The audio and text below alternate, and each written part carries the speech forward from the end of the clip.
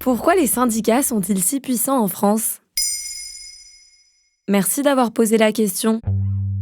Même s'ils regagnent des couleurs, les syndicats ont eu un rôle encore plus central dans la société française. Le 7 mars 2023, l'intersyndicale annonce l'immobilisation du pays suite à plusieurs grèves reconductibles. Écoles fermées, coupures d'électricité ou encore grève des cheminots, la France se prépare à un blocage jamais vu depuis 15 ans. Le secrétaire général de la CFDT, Laurent Berger, ou encore celui de la CGT, Philippe Martinez, sont devenus de vraies figures de la société. En effet, la France et le syndicalisme sont liés par une histoire commune, très particulière. Comment sont nés les syndicats en France ? Déjà, rappelons ce qu'est un syndicat. C'est un regroupement de personnes de la même profession ou de métiers similaires. Ils ont pour but de défendre le droit des travailleurs qu'ils représentent ainsi que leurs intérêts matériels et moraux. Légalisé par la loi de Waldeck-Rousseau, le syndicalisme français naît officiellement en 1884. Cependant, il en existe des traces pendant la Révolution française de 1789 par le biais d'organisations corporatistes comme les compagnons d'artisans par exemple.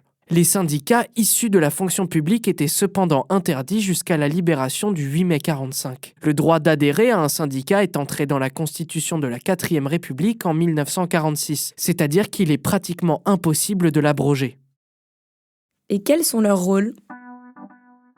Les syndicats se sont toujours distingués des partis politiques. Ils ne représentent que les travailleurs et ne sont officiellement affiliés à aucun parti. Ils s'occupent de la communication au sein de l'entreprise afin de pouvoir régler des litiges ou accompagner des salariés en cas de problème. Ils s'occupent aussi de la gestion d'organismes fondamentaux des travailleurs comme la caisse d'assurance maladie ou les allocations familiales par exemple. C'est ce qu'on appelle le paritarisme.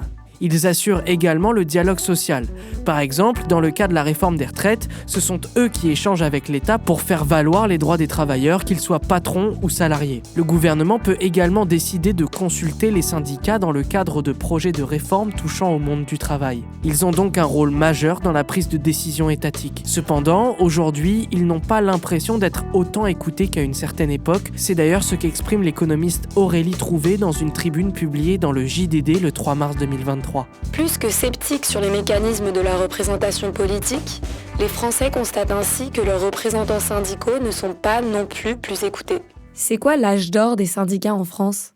Aujourd'hui en France, près d'un travailleur sur 10 est syndiqué. Mais dans l'histoire, ce chiffre n'a pas toujours été si bas. Selon le ministère du Travail, le nombre de personnes syndiquées en France ne cesse de chuter depuis 1949. En effet, en sortant de la Seconde Guerre mondiale, 30% des travailleurs déclaraient adhérer à un syndicat. Mais c'est en 1936 que les syndicats ont pu le mieux s'exprimer. En effet, pendant le Front populaire, les actions sociales menées par la CGT et l'ICT notamment ont permis d'acquérir un certain nombre de droits inimaginables à l'époque. La semaine de 40 heures, les congés payés ou encore les conventions collectives, le syndicalisme a fortement aidé les travailleurs à mener ces combats sociaux.